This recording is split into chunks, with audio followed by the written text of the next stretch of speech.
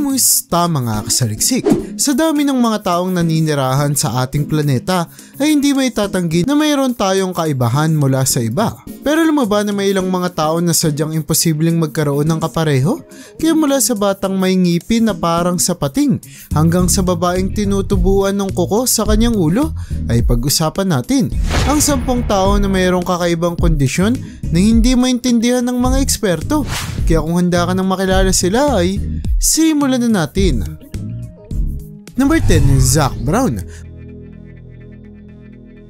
Maniniwala ka ba kung sasabihin ko sa iyo na mayroong isang batang lalaki na hindi lang may isang pangkat na mga ngipin kundi dalawa? Siya ay si Zac Brown na binansagang batang pating ng kanyang mga kaklase. Sa kadahilan ng kagaya ng mga pating ay mayroong napakadaming ngipin ng bata na doble sa bilang ng meron tayo, na biniro ng iba na posible raw maging dahilan para maging dobling beses din kailanganing magsipilyo ni Zac. Hindi pa napapatingin sa eksperto ang bata dahil hindi naman nalalagay ng kanyang kakaibang kondisyon ang kanyang kalagayan sa peligro. Ngunit nakaplano na ang kanyang check-up dahil nahihirapan na si Zac na magsalita dulot na sa kanyang madaming mga ngipin. Number 9, Rose Gale.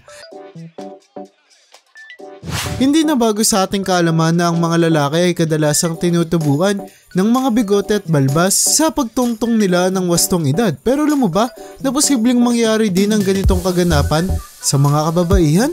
Isa si Rose Gale sa nakaranas ng ganitong pambihirang kalagayan kung saan nagkaroon ng problema ang kanyang hormones, kung saan meron siyang hormones na dapat matatagpuan lamang sa mga kalalakihan, na naging dahilan para magkaroon din siya ng mga buhok sa muka kagaya ng sa mga lalaki. Normal man at hindi lamang si Rose ang nakaranas ng ganitong kondisyon, ngunit hindi pa din may tatanggi na madaming mga tao ang nawiwirduhan sa tuwing nakikita nila siya, na nakakalungkot isiping naging dahilan para maranasang matukso ni Rose habang siya ay lumalaki, at pati na rin ngayong matanda na siya ay hindi pa rin siya nakakaiwas mula sa pangungutya ng mga tao.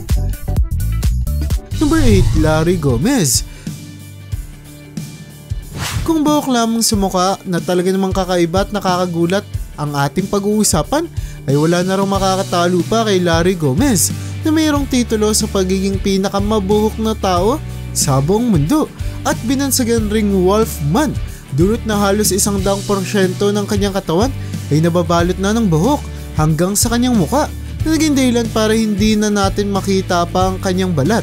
Dahil daw sa kakaibang kondisyon ni Larry ay nakaranas siya ng labis na panunukso habang siya ay lumalaki. Ngunit ang kanyang kaibahan mula sa ibang tao raw ang naging dahilan para sumikat siya at makapasok sa larangan ng showbiz, kung saan siya ngayong gumaganap bilang isang aktor. Number 7, Ekaterina Lacyna. Hindi na natin may tatanggi na ang mga taong matatangkad at may mahahabang mga binti ang isa sa pinakaituturing na atraktibong tao sa lahat. Pero sigurado ako na kung makikita mo si Ekaterina Lacyna ay hindi ka lamang mamamangha, kundi magugulat na rin dahil sa kanyang kakaibang kondisyon, kung saan mapapansin na labis ang haba ng kanyang binti na mas mahaba pa nga kumpara sa ibang mga tao. Ang mahabang binti ni Ekaterina ang naging dahilan kung bakit siya labis na sumikat matapos siyang pumasok sa pagmamodelo, kung saan hindi na natin may tatanggi na sadya naman talagang agaw pansin at kumukuha ng atensyon ng kanyang nakamamanghang mga binti, na naging dahilan para magkaroon siya ng lagpas 6 na talampakan na tangkad. Number 6, Jamie Keaton. Sigurado akong pamilyar ka na sa mga magnet kung saan ang mga metal na bagay ay dumidikit dito. Pero alam mo ba na may isang tao na tila ba mayroong magnet na ulo? Siya ay si Jamie Keaton na binansagang canhead, dulot na meron siyang kakaibang kondisyon na nagiging dahilan para madikit niya ang mga lata sa kanyang ulo, kung saan siya ang kasalukuyang may hawak sa titulo ng pagiging pinakamaraming lata na nadikit sa ulo sa pamamagitan ng paghigop dito. Ang kakaibang kondisyon daw ni Jamie napansin niya noong siya ay bata pa lamang, kung saan ngayong matanda na siya ay nasanay niya na ang kanyang kakaibang kapabilidad nito na hindi may tatangging naging dahilan kung bakit kasalukuyan siyang popular sa kanilang lugar. Number 5, Wim Hof. Hindi natin may tatanggi na sadyang mahirap humawak ng yelo dahil sa sobrang lamig nito. Kaya't sigurado akong magugulat ka kung makikita mo si Wim Hof na hindi lamang kayang humawak ng yelo kundi lumublob pa dito ng hubot-hubad na nagpapakita lamang kung gaano kalakas ang kanyang resistensya sa lamig. Mayroong napakadaming titulo ang atletang si Wim Hof kung saan kayang-kaya niyang lumangoy sa nagyayelong tubig at tumakbo ng nakayapak sa yelo na para bang nagmamaraton na sigurado akong hindi kakayaning gawin ng kahit na sino sa atin. Number 4, Michel Lotito. Maniniwala ka ba kung sasabihin ko sa iyo na mayroong isang lalaki noong dekada 60 na namuhay ng may kakaibang diet kung saan kaysa normal na pagkain ay mas gusto niyang kumain ng mga metal?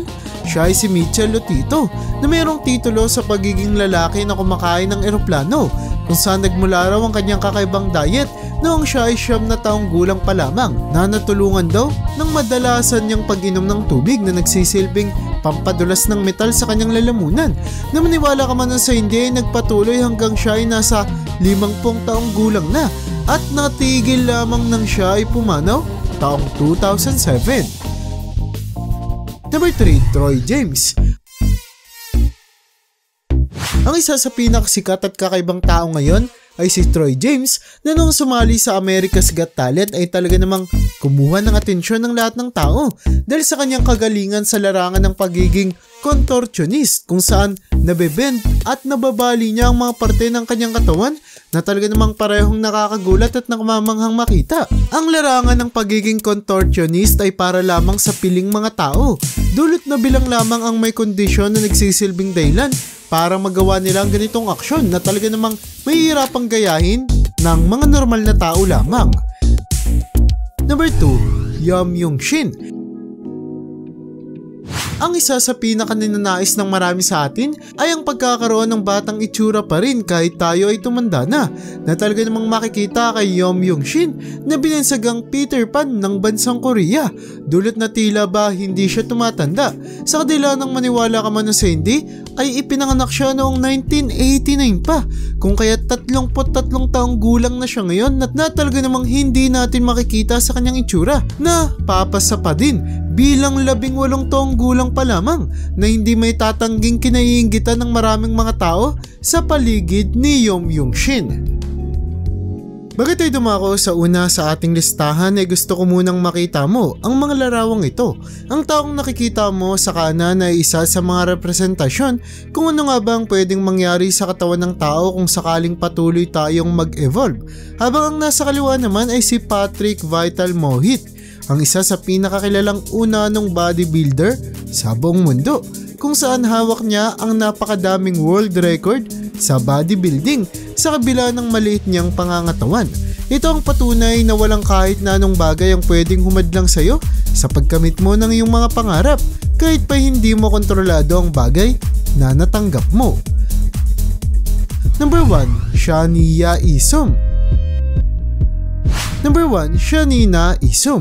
Ang isa na siguro sa pinakakaibang tao sa kasaysayan ng ating planeta ay si Shanina Isum na agad dinala sa mga eksperto dahil sa labis na pananakit ng kanyang anit na matapos imbestigahan ay napag-alaman na may kakaibang kondisyon kung saan kaysa buhok ay kuko ang tumutubo sa kanyang anit na talaga namang kakaiba at nakakagulat malaman. Ang kakaibang kondisyon ni Shanina ay talaga namang gumulat at lumito sa mga eksperto na hanggang sa ngayon ay hindi pa rin matukoy kung ano nga ba talaga ang kanyang pinagdadaanan na naging dahilan para magkaroon ng mga charity at foundation na naglalayong mag-imbestiga at tumulong sa mga taong mayroong mga misteryoso at hindi pa kilalang mga kondisyon na nagsisigurong matutulungan at masusuportahan nila ang bawat isa sa mga ito.